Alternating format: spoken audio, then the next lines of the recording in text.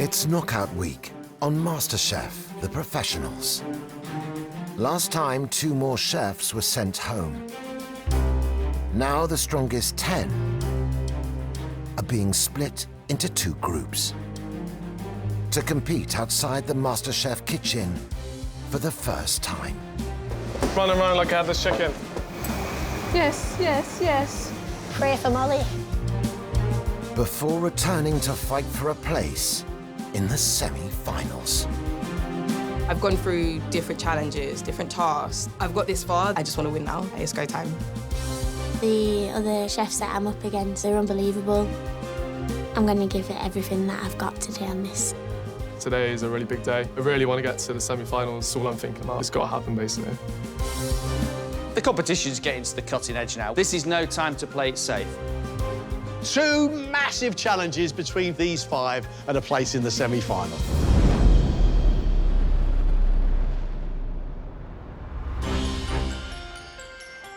Pop-up restaurants have revolutionized the way we eat. With a vibrant mix of cuisines on offer in dynamic settings, some of the most exciting foods currently in the UK has come from the pop-up industry.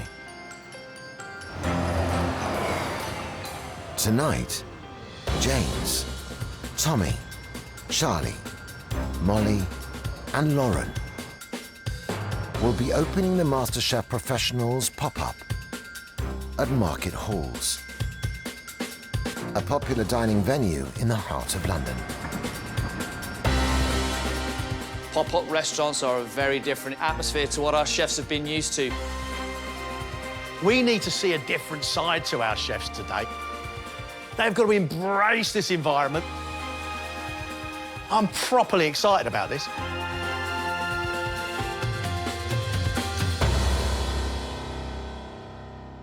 Chefs, welcome to Market Halls, right here in central London, one of the largest pop-up restaurant venues in the country.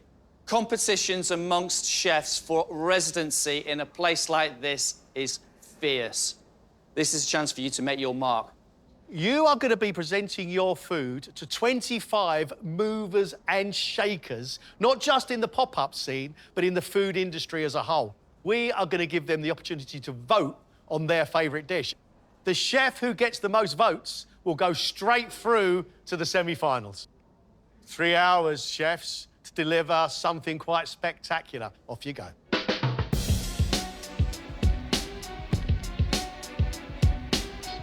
Having to share workspace in tightly packed kitchens, the contestants will have their work cut out to prepare their dish for today's pop-up menu. This is completely new for me. I've never done any pop-up of any kind, so it's very intimidating coming here today. I'm confident, but at the same time, I don't want to get overconfident and stitch myself up further down the line. I'm used to cooking in places like this because I've got my own hash brown street food business. I've done a pop-up, but there's not as much pressure. My game plan is put my head down. Gotta go for it. All 5 of them will have a burning desire to stand out here. It's got to be smart, I want it to be edgy, but it's also got to be doable in big numbers. Keen to continue to showcase his love of Asian flavors, street food van owner James is making a very different take on a Chinese classic. The inspiration behind my dish is prawn toast. I love prawn toast, so hopefully it will go down well. James has got a dish that's intriguing. 2 types of prawn mince, and we've got 2 different flavours. We've got jalapeno peppers and then gochujang, a red pepper spice, piped out, one on top of the other, rolled into a ballantine, chilled, and then that's going to be wrapped in spring roll pastry laces. This must feel like home to you. It is. I'm used to cooking in places like this. So both of these are prawn mince, and it's going into like a spring roll? Essentially, but with shredded pastry. So I'm going to shred the pastry and then roll it up so it's like a big tumbleweed. Loads of lovely texture on the outside. I love prawn toast. I wanted to kind of replicate prawn toast a bit better. This sounds like probably the most glamorous and really interesting sounding prawn toast I think I've ever had. It's going to have to work. With chef. I'm curious as to see how he's going to wrap this up, because I don't want those prawn flavours disappearing into a deep fat fryer. We've got prawn head mayonnaise, So he's got the prawn heads, which he's cooked down in the wok, and then he's going to make his mayonnaise with that oil, which I think is a great idea. We've also got wakame seaweed relish, which is going to sit on the side. Underneath all of these big flavours, we've got a katsu curry-inspired chilli sauce. Spicy, spicy. James, we know, can do invention. But, like all inventions, it's either going to be the next great thing or the next forgettable thing. Once the prawn rolls get set, then I'll feel a lot more under control. Get them in the fridge. There's more going on in my food today than I've done before, so it's a lot more pressure that I'm putting on myself. Sous chef Lauren has stood out with food from her Jamaican heritage and is hoping to shine again with a Caribbean spice oxtail, served with bone marrow butter. I'm making what is called like a green seasoning, so like wet marinade for the oxtail. So I've got some garlic, scotch bonnet, parsley, chili powder, smoked paprika. Lauren, she's adding strong Caribbean flavours to that. We've got a Scotch bonnet chilli, one of the hottest chilies on the planet. If you use it sparingly, it gives a fruity flavour. If you go too far, it will just strip your palate. Pretty important that I get on now so that it can seep into the meat. So I'm going to backpack it to try and intensify it, as normally I'd leave it about 24 hours. We've got coconut and kidney bean puree. She's going to be putting the kidney beans inside the bone marrow, and then she's going to be covering that with the beautifully braised oxtail. Also got a bone marrow butter with cassava crisps. What's inspired the dish then? This is one of my favourite dishes to cook. I do it for people that I love, and it's one of those dishes that reminds me of like Christmas time or a birthday or some sort of special occasion, because that's when you normally do it. You've got a big smile on your face right now. You love the sound of it. You've got a lot of work to get on with. Thank you. It's a tried and tested recipe. It's a recipe that she cooks for her family, and she's bringing this to some of the top people in the pop-up world. I need to make sure that everything is on point, stick to the plan, and try and get that pass. Stepping away from his usual classical style, head chef Tommy has instead chosen to cook his version of one of the world's most globally recognized takeaways. I'm making a ribeye kebab, a Thai slaw with that, some crispy and pickled shallot rings, a kimchi emulsion, and some pickled chilies. Quite a mixed bunch of cuisines, I like to think. Hopefully it works. Tell us about the idea behind your menu, please. Basically, the last time I was in London, on the way home, I was very hungry, and the only thing I could find was a kebab. So, and you know what, eating it on the way to the tube, I was like, this is actually very tasty. It's kind of inspired by the idea of a really delicious kebab, you know? So that's what I'm going for today. Are you going to serve it with a knife and fork, or is it going to be in a pita? It's going to be in a flatbread, basically. It's going to be a beef fat flatbread. I want them to eat it, getting messy, and just be like, wow, that's delicious, you know? That's what I want. We've got some ribeye, which is marinating in shiai koji, which is a Japanese marinade. Shiai koji is like a naturally fermented rice grain, essentially.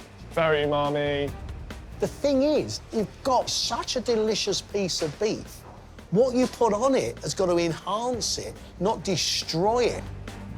We've got Thai coleslaw, we've got pickled chilies with this dish, kimchi emulsion, which has also got some spice and emulsion too. So kimchi is fermented cabbage, contains a lot of chili, got quite a bit of heat. It's also got that sort of natural sweet and sour note to it.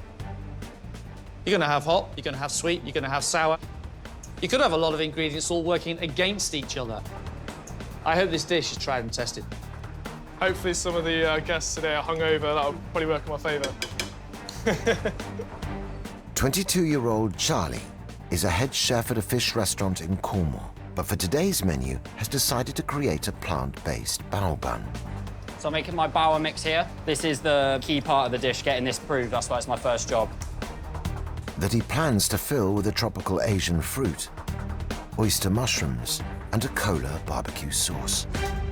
All veg-based? All plant-based. Yeah, why are you doing that? So outside of work, I optionally choose to go on a plant-based diet. So for me, this is quite close to home, something I'm quite passionate about. I really want to prove that you can turn plants, fruit, and vegetables into something that tastes exactly like meat. Charlie's incredibly passionate about his plant-based food. So I love the fact he's bringing that here to the pop-up. I've got my bower bun on to prove now, and I need to get every other job done before that's ready to go into its second prove. So every other element to the dish needs to be done in the next hour. He's using a fresh jackfruit, and he's also using tinned jackfruit. So the tinned will be savoury. The fresh one will have a slight sweetness to it. That's lovely. He's got oyster mushroom going through there as well. These are nice textures. So, cola-flavoured barbecue sauce? Yeah.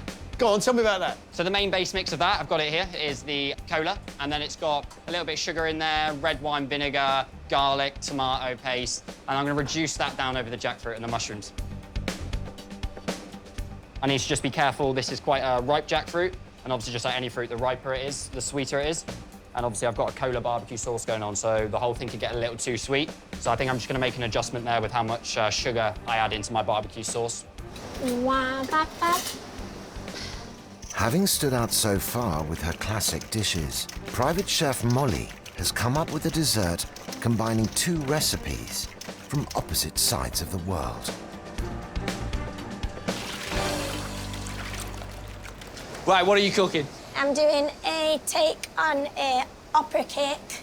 Oh. So, classic French. Layered coffee sponge, buttercream. Yeah. All about technique, all about skill. I'm making it into a baked Alaska. I've made a orange and coffee ice cream. I'm gonna do a disc of opera, then a scoop of the ice cream on top, and then I'm gonna finish it off with an Italian meringue, blowtorch it. You're taking a risk with this one. That ice cream melts, you're in big trouble. Got to take risks. If I can't take risks now, I'm never gonna. What Molly's attempting, I think, is wonderful, but it's incredibly ambitious in this atmosphere. Remember, she's not got to get 1 or 2 out. She's got to get 25 of them out. She's got a sponge. The opera cake itself has layers of sponge. I just can't take my eyes off him. If I take my eyes off him, I may as well just go on now. On top of that, you've got a coffee ice cream. Yeah. Really strong coffee. Then she's going to cover the whole thing in an Italian meringue. It'll just be go, go, go, push, push, push till the end today. But it needs technical ability, a little bit of artistry, and style. Pray for Molly. I really think we've got 5 great dishes here. This is going to be about service and execution. Who's the one that really wants to go straight through to our semi-final? That's what it's all about. Chefs, an hour of prep time has gone already. James has been busy preparing enough shredded pastry to encase 25 portions of his spiced prawn mix. Basically just cutting it into essentially pasta noodles. So it's going to be like lovely amount of texture on it and look really cool as well. You want the pastry case to be the security that wraps around the prawn flavours, because I don't want the prawn to taste of oil, especially the oil of a deep fat fryer. While the pastry laces chill, James's next job is to finish making his prawn head mayonnaise. So I've infused oil with all the heads, bit of ginger, and then yeah, just emulsifying it. And the wakame seaweed relish. I'm going to be cooking it down with some onions, bit of ginger, sugar, and some rice wine vinegar. Almost like a very quick chutney. Hopefully a little bit of sweet and sour on the side to what is quite a spicy, rich dish. Should be good, should be good. Lauren's Caribbean spiced oxtail has been marinating for 30 minutes. And she's now started the first of 2 cooking processes. So I'm browning the oxtail. You want to get a really nice, deep, flavour. You caramelise brown sugar in some oil, and then you sear your meat. I'm just basing it on Jamaicans that we do this technique. So once I've done this, it's got to go straight into the pressure cooker and get soft. The most important thing about cooking oxtail is cooking it so that the meat just falls off the bone. If it doesn't naturally fall off the bone, it's not cooked. I'm nervous about the pressure cooker. I'm hoping that it's perfect, it melts in the mouth. I've also got my kidney bean and coconut puree on. My rice is cooking, and now I'm getting ready to get my cassava ready.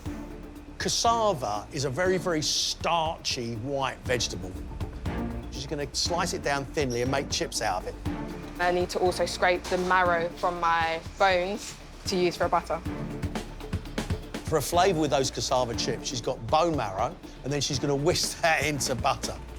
But what she's got there is fat on fat. She's also got oxtail, lots of fat. You've got to be really, really careful here. This isn't greasy, and it's not too rich. Tommy is finishing off the dough for his flatbreads to hold his ribeye kebab meat. So I've got bread flour, natural yogurt, cumin seeds. So it's quite a simple flatbread. I don't want to mess around too much. While the dough rests, Tommy has 3 different garnishes to get ready. Just prepped all of my shallot rings for the pickle.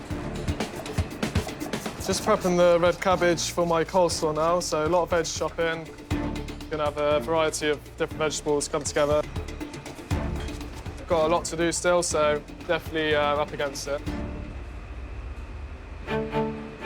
Charlie's Cola barbecue sauce is ready to be added to his jackfruit and mushroom filling for the bao buns.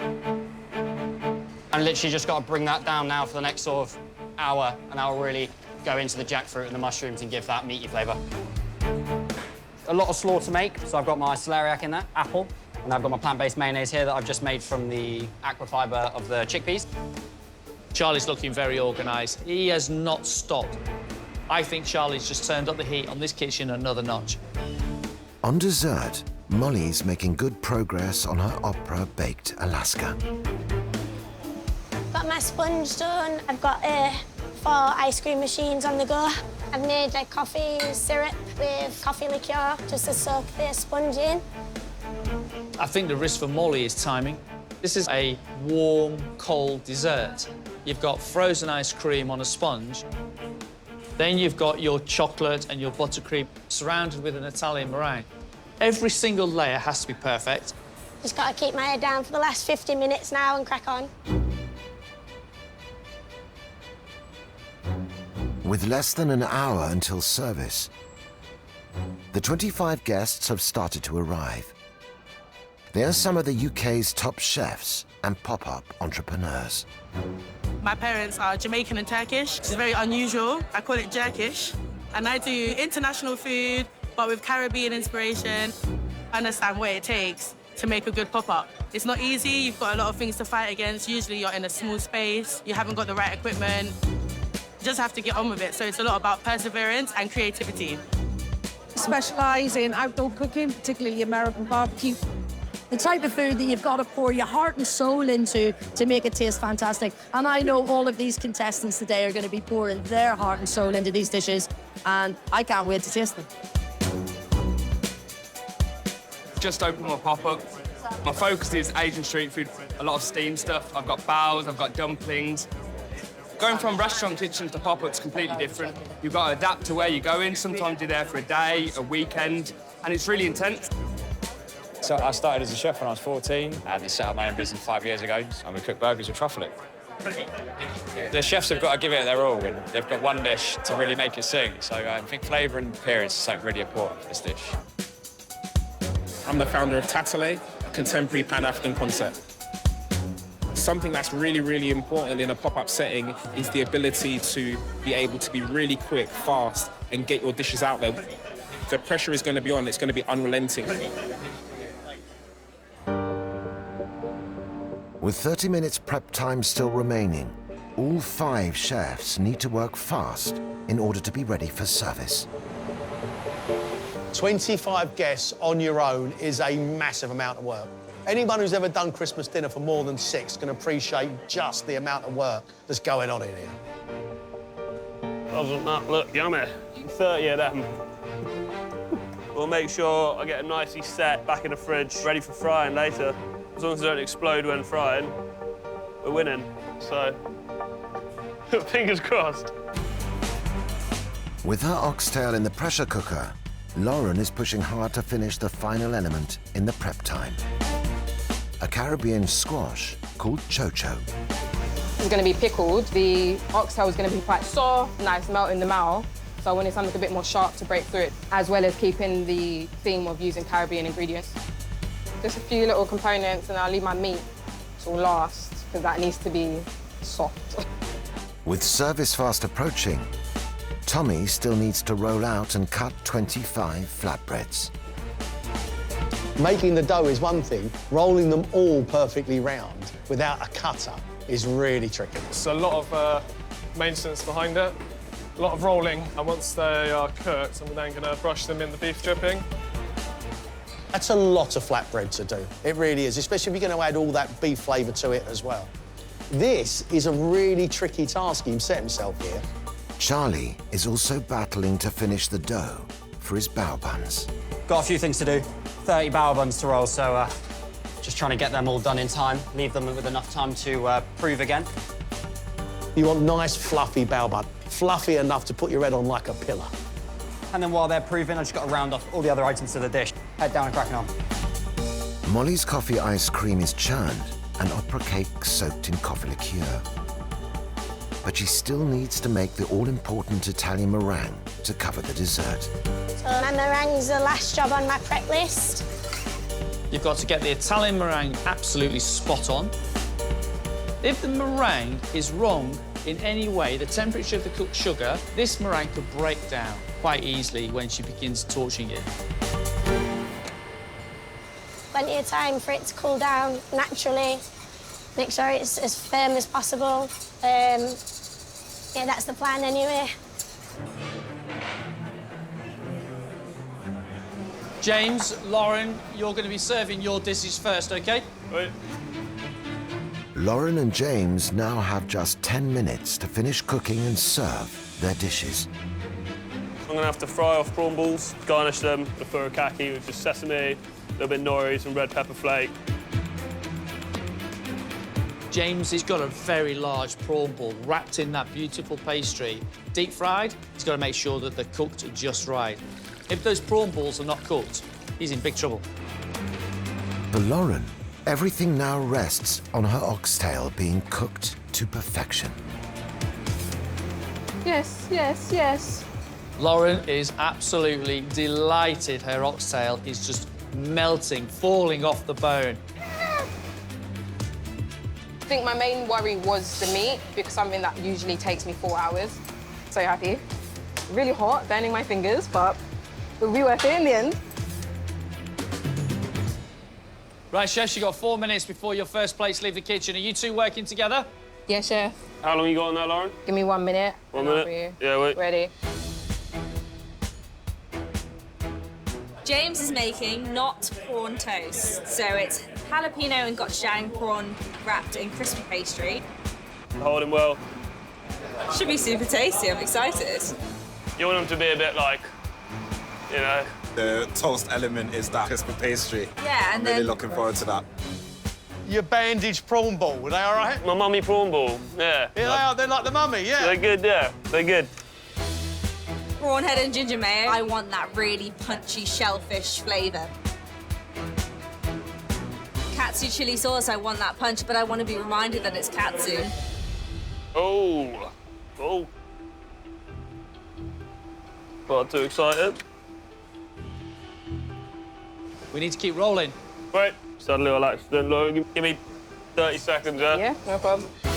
There's gochujang, which is Korean. We've got furikake and katsu, which is Japanese. It's a little bit all over the place. Hopefully it's balanced enough that it's going to work. They are very attractive plates. Very attractive. Very different. Service. Service, please.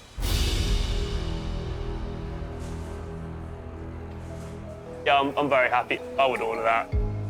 They're tricky little things to put together, so I hope they can see the skill and the work that's gone into it.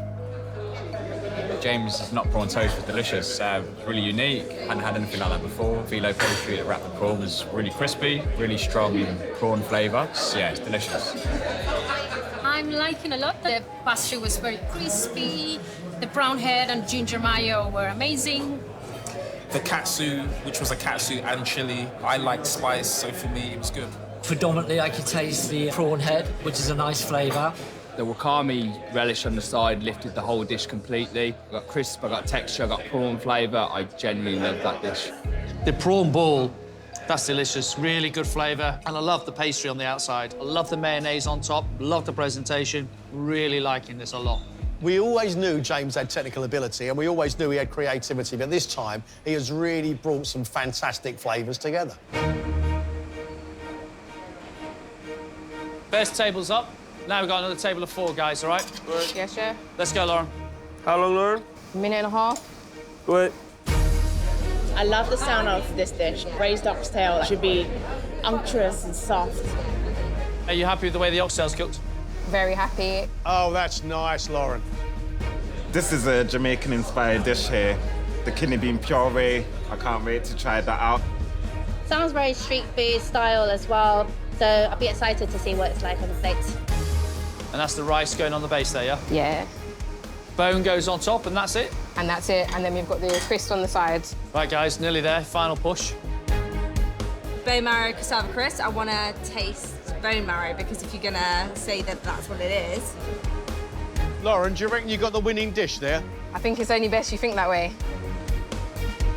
Let's go. Come on, guys. Get these last few tables out. Customers are waiting. Service. Let's go. Brilliant job. We did it. Well done, mate. Well done. So the dish is exactly what I wanted it to be. If there's spice, there's like earthy tones through the oxtail, then I've got a bit of pickle, crunch. So I'm happy with that, and I hope they feel the same.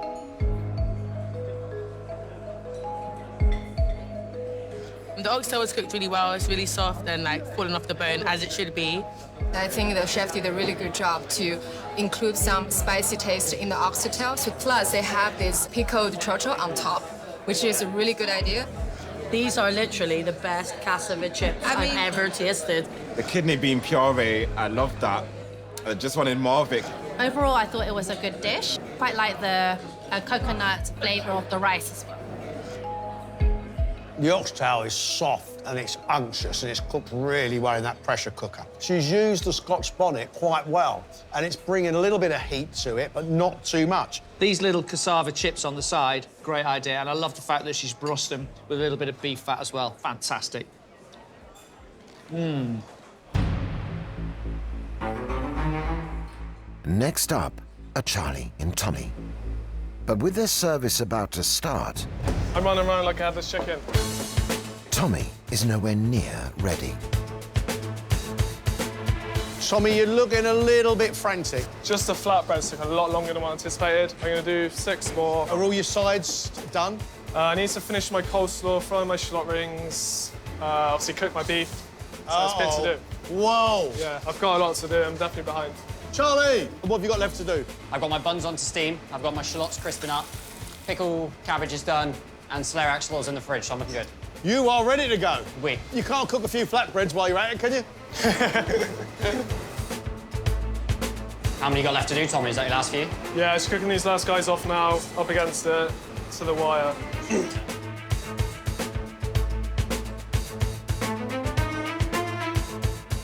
Thomas, he's got 20-odd steaks to get seared, cooked, rested and cut before he can serve. That's a lot of work for one chef. 20 steaks, it's definitely a challenge. There's a lot of meat. I just want to make sure they're all beautifully cooked. Remember, you two have got to serve at the same time.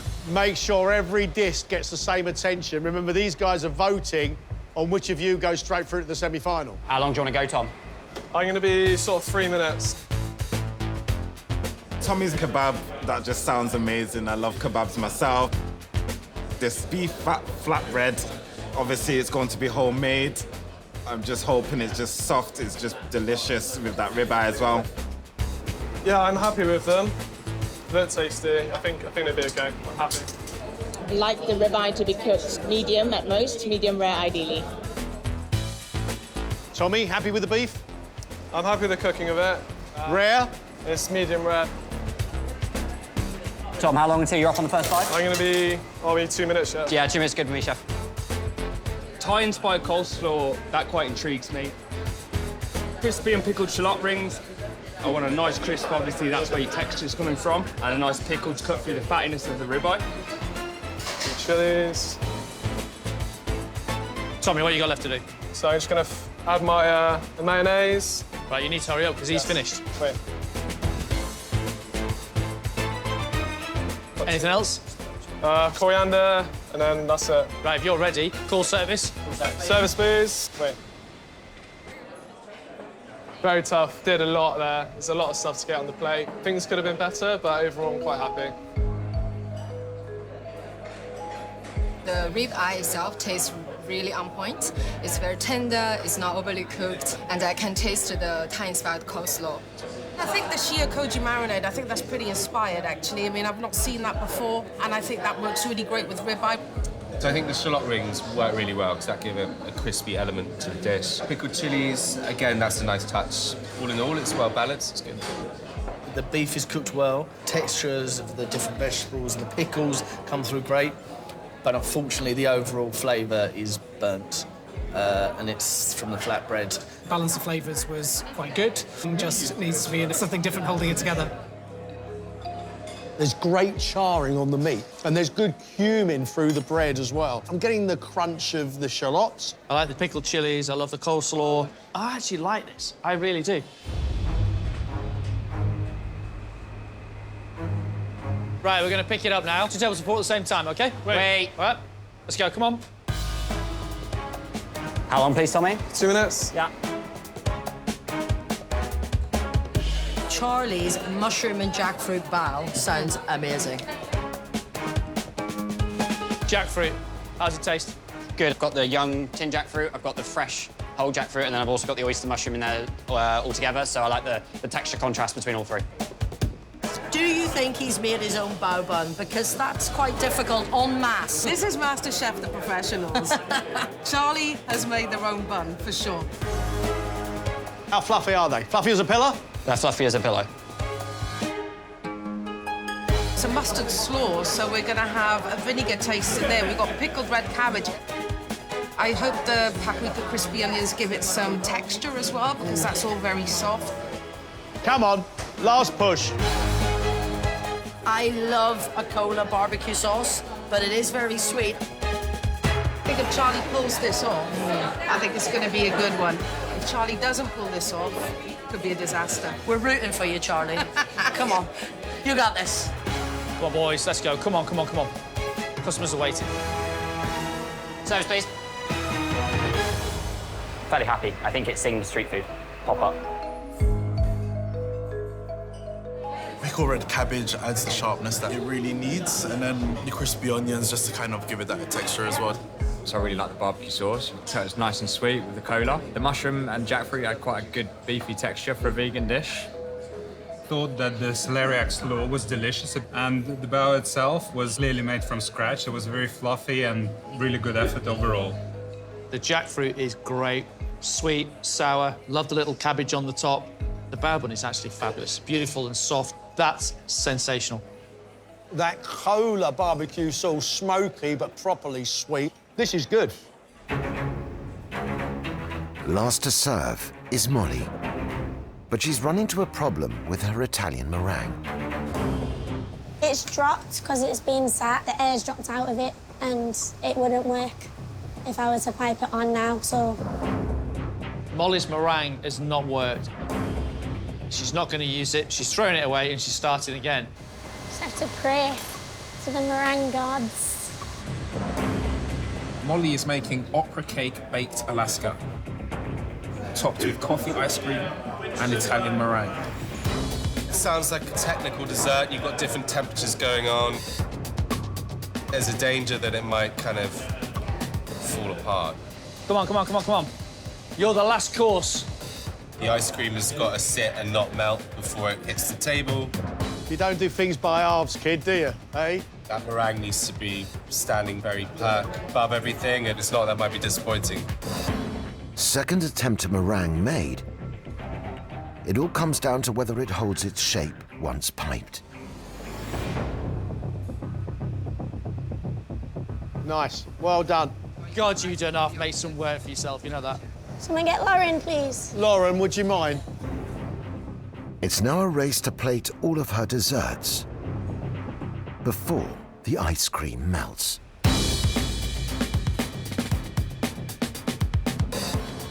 Right, we're going to do 2 tables together, a 4 and a 3, OK? Yeah. Is that ice cream OK, Molly? Yeah, it will be if we move fast enough. Yeah, you need to get a move on it. It's going to be melting. Yeah. Oh. Fix that. Oh, aye. Come on, Molly, hold it together.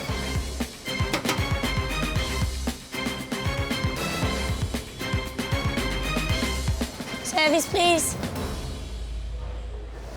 Thank you, man. You're welcome. Molly, that looked tough. It better taste good. It will. That was very, very hard. I think every obstacle that could have come up against me did. I love the ice cream. The opera cake, the layers could have been a bit more defined, and the cake itself was a little bit dry, but the overall flavour was great. It was a nice surprise to have the ice cream underneath the meringue. The chocolate ganache definitely came through. The meringue could have been done well better. Other than that, I think Molly's done quite well to get everything out. I think this is an amazing achievement for 2.5 hours work. Unfortunately, the meringue hasn't worked. The second batch of meringue has started to split, and that's just all running off the side. It's not the smartest presentation, but it does taste good. I think Molly's been incredibly ambitious. After a tough day in the kitchen, the MasterChef pop-up is now over. 5 great chefs, you know, and I'm amazed by their ambition. No one gave themselves an easy time there, and there were some stunning dishes. I can honestly say I went out there and did everything I could today to put it all on the plate. Yeah, I think I did myself proud. I really hope that I've done enough to get that pass, because honestly, it means so much and it just validates that they enjoyed the food. I was definitely caught by surprise by the workload. Didn't particularly go to plan, but as a whole, it went well. I feel just on top of the world, like, to feed the people that were fed today. Incredible day and incredible venue, incredible everything. All in all, I'm really happy with how today went. For me, right now, everything is eyes on the semi-finals. Just want to keep going as far as I can.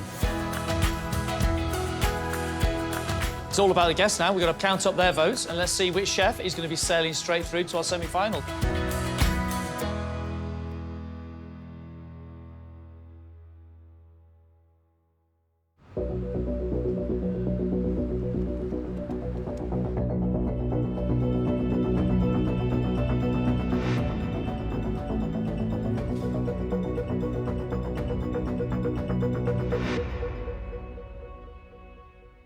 Great to see you back in our kitchen, chefs. I've had glowing reports back from these two from your pop-up. Some great food, but now the competition heats up even more.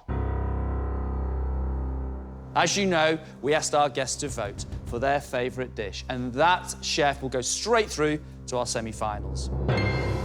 We have counted those votes. The chef that is going straight through is...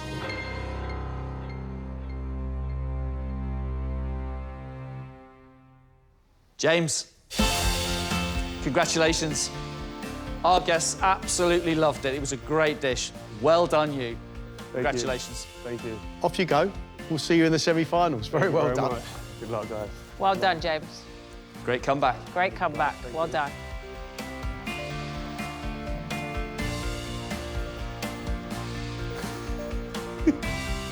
Man, eh? Semi-finalists, that's dead cool. I'm feeling great. Pass at this stage is an absolute game changer.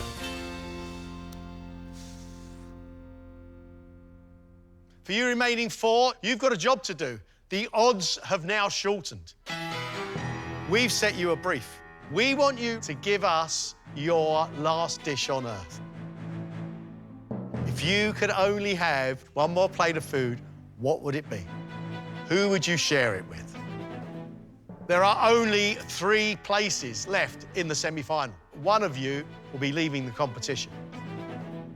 1 hour and 45 minutes for a dish that will secure your place in a MasterChef semi-final. Chefs, off you go.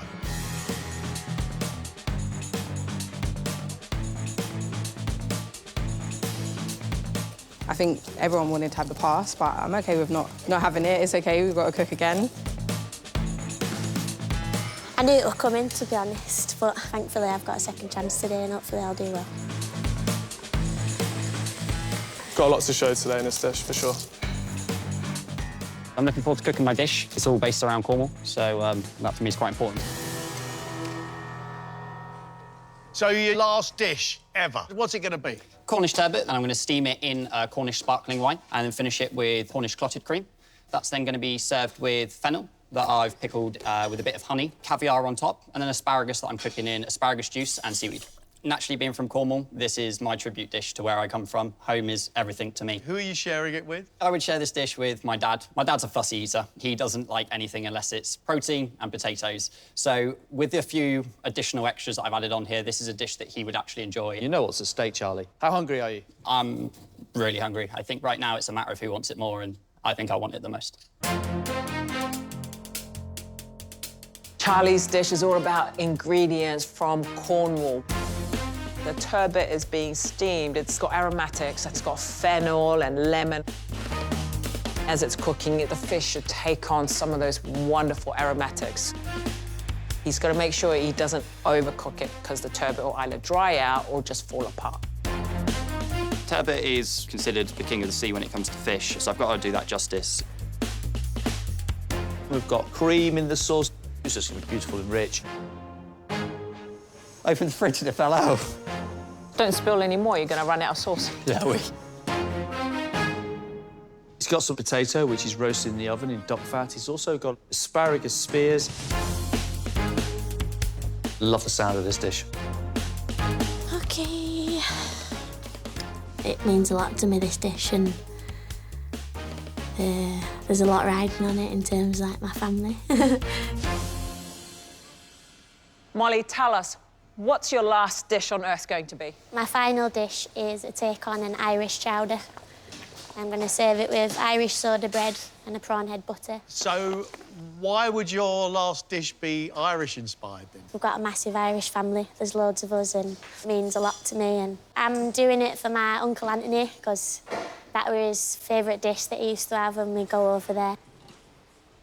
So I used to tell him when I was growing up, make sure you follow your cooking. So to be able to cook in this dish today, I'd love to show him what I've done. Hopefully you'll see that I've improved on my refinement and my plating. Molly's dish is based around a chowder. Pan-fried cod loin, which she has cut into beautiful pieces. She's curing those in a salt and sugar mix with a little bit of lemon zest in there too. These look lovely. Pretty, aren't they? We also got some lovely large prawns. She's got steamed mussels, then using the liquid of that to make her mussel velouté, and then she's going to split it with some dill oil. I hope she captures the flavours of a chowder rich in seafood, because a chowder is all about the flavours that develop as everything is cooking together. By cooking them separately, you can almost lose the essence of all those delicious flavours of seafood coming together. Right, chefs, you've got 35 minutes remaining. 35. Pop-up was a big challenge. Things didn't go to plan. I really feel like I need to get a 10 out of 10 in order to wow the judges. I don't want to give them, a mediocre dish, because I'll be going home. So, Tommy, what are you doing? So I thought long and hard about this. It would have to be a roast dinner. I love a roast dinner. It brings the family together. Well, what's your take on this roast dinner, then? So today I'm doing a roast pork belly, spiralised potato, and it's been cooked in some pork fat, a pork and sage stuffing, cauliflower truffle cheese, there's a pork sauce as well, and an apple compote. Who are you sharing it with? So I've chosen my son to be my special guest today. He loves a roast dinner. It gets so messy, he has everything, he loves it all. So it'd be my pleasure to cook for him. Hopefully be the best roast dinner you've ever had. That's what I want. Tommy's cooking a roast pork belly. Hope we've got some crunchy crackling on the outside. Because I've only got so little oil in a pan, and it's quite a big piece of pork, it's only able to crisp up a small amount of the pork. Currently thinking what I can do to make it better. We've got pork and sage stuffing. The potato, he's making a large ribbon of it, and then he's going to confit it in pork fat. Wow. On the side is a cauliflower and truffle cheese dish. That sounds delicious. A roast dinner, typically in any household, takes 3 to 4 hours. I don't have that time today, so I need to really focus in and get everything done as quickly as possible. Pastry made sense just based on my inspiration for the dish, and also I haven't done pastry since the first round. So I thought, why not take the rest today? I've got a lot of elements that need to set. I will be creating a cardamom and orange panna cotta brulee type dessert with a tonka bean ice cream, poached apricots, pistachio crumb, and a nut brittle. My dad is like my biggest supporter, very much so in like just my chef career. He's got a sweet tooth. As a child, he used to always eat these like nut brittle snacks. So I thought the last meal on earth, why not share something with him and incorporate that into a dessert. Lauren's cooking effectively a creme brulee recipe because she's got eggs in it, but she's also added gelatin into it so that she can set it so that when she lifts the cutter off, it'll stay firm. It needs the taste of the cardamom and the orange, and it needs to be nice and smooth. So the reason I've got a like panna cotta brulee mashup is because I wanted to amalgamate the two textures. We've got rum with apricots, the wonderful cashew nut brittle, hopefully not too bitter with the caramel.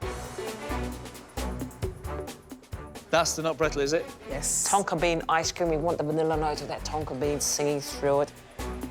I hope Lauren delivers this dish because I am loving the flavours of it.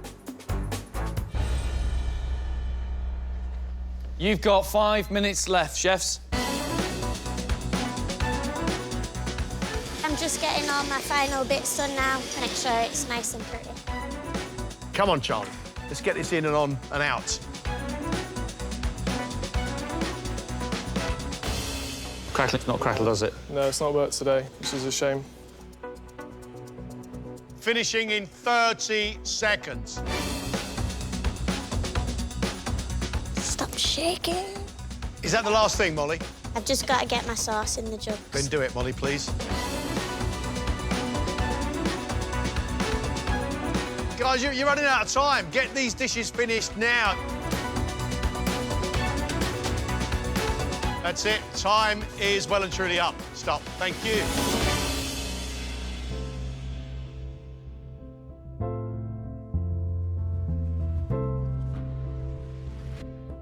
Cooking for a place in the semi-finals, Charlie's dish is Cornish steamed turbot, served with a roasted potato topped with anchovy butter, honey pickled fennel and caviar, asparagus cooked in a seaweed butter emulsion, and a Cornish clotted cream and champagne sauce, split with dill oil.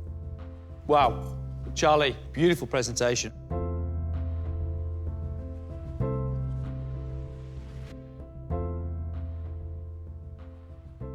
That turbot, beautifully steamed, just falls apart. The roasted potato with that fennel is delightful, and then lovely caviar over the top.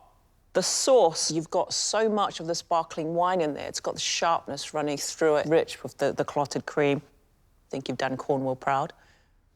Thank you, Chef. That asparagus is absolutely delightful because you've got seaweed coating it, so it's giving it a natural saltiness. I love this fennel that's pickled and sweet. I really like that. That is a delightful dish. That fish cookery is sublime. Absolutely delicious. Beautifully cooked potato. The sauce is absolutely sensational. Last meal? Yeah, I think I'd join you for that. Delicious.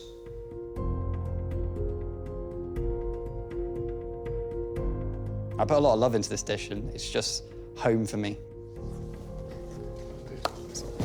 And for them to say I did Cornwall proud is, yeah, that's something. Happy? Yeah.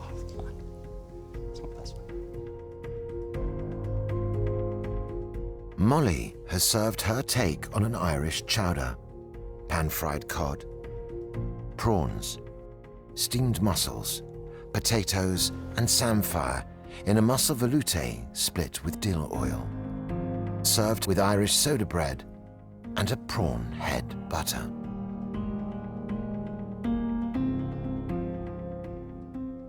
Fish is cooked well, my cod's flaking apart. My issues would be skin on those salad potatoes. They're not new potatoes, so that's a tough old skin. Take it off, And the skin on the cod, you will never crisp that up unless you take it off and cook it separately. I'm disappointed with my piece of cod. Mine's actually caught on the skin quite badly. It's leaving that bitter, burnt flavour. But I love the way the mussels are cooked. The prawn is beautifully cooked. The sauce, I wish it packed more of the seafood flavours that you get in a chowder when it's all cooked together. Soda bread is nice. I think it's missing a bit of seasoning in there. Prawn head butter needs more oomph. There's some highs and lows in this dish for me, Molly. The chowder is where the fish is cooked in it, and it all absorbs the flavours. Everything's all cooked separately. And when you put it together, it has to become one, and it's not quite becoming one. There's things that were picked up on that I knew were coming. It's a shame, but I just tried to refine it a bit, you know, so, yeah. Tommy's dish is roast pork belly with a pork and sage stuffed cabbage, spiralized potato deep-fried in pork fat, cauliflower truffle cheese, carrot and swede crush, apple compote, and a pork sauce. Were we supposed to have some crackling? Unfortunately, it's not worked today, so I've decided to take it off.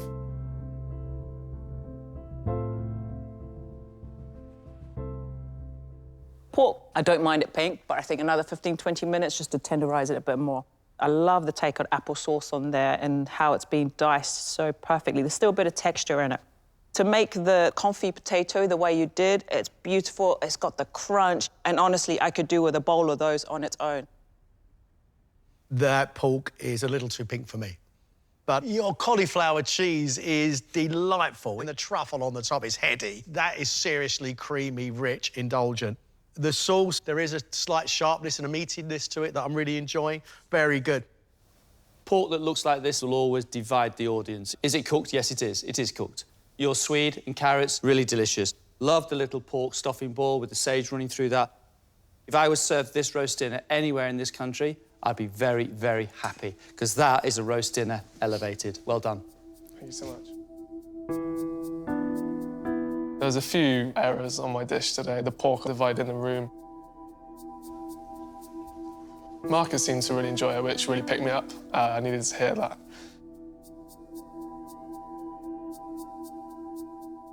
Last up is Lauren. She has made an orange and cardamom creme brulee panna cotta with rum-poached apricots, a cashew nut brittle, pistachio crumb, and tonka bean ice cream.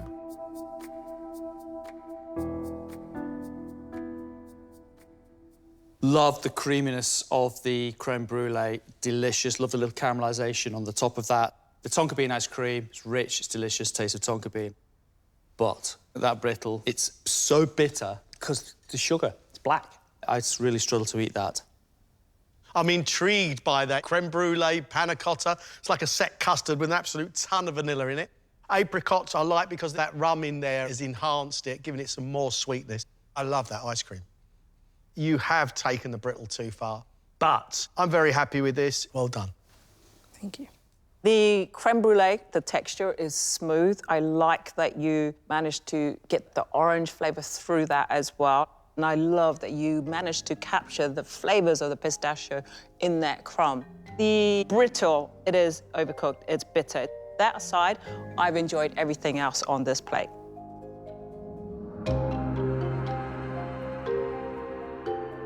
I'm okay. I made a stupid mistake. And it's like, now is when you want to do that? Really, Lauren? So yeah, it's annoying, but I was happy that the rest of the dish worked out.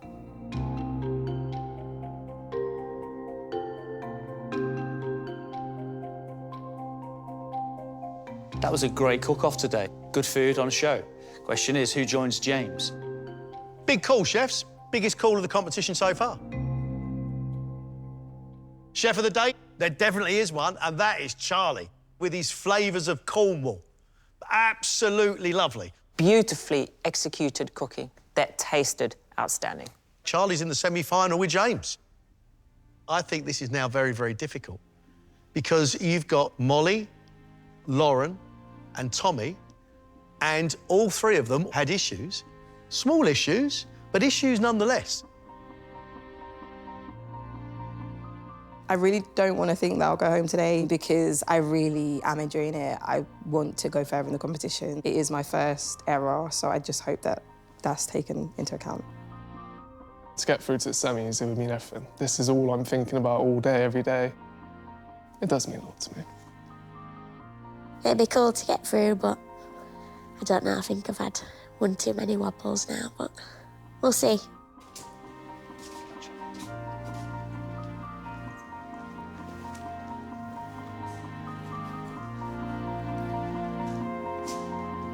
Welcome back, chefs, and well done.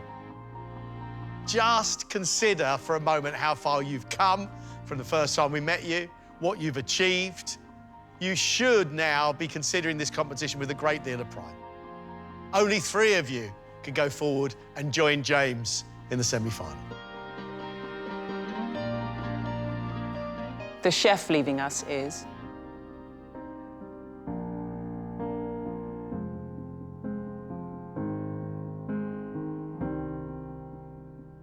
Molly. Thank you. It has been a joy getting to know you in this competition, and we hope you've enjoyed the journey. Sorry, Molly. Thank you. Take care, Molly. Thank you.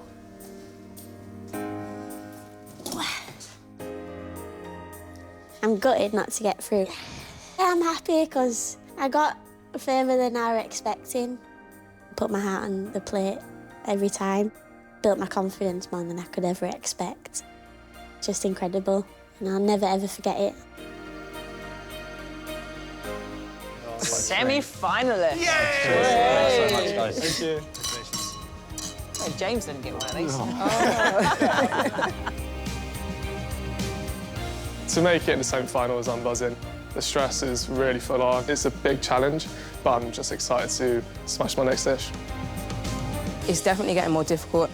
I need to be on point for everything. I know there's no room for error, and I'm going to prove I can do this. The last 2 weeks, my whole life has stopped for me to be here and be able to call myself a semi-finalist. I couldn't be prouder.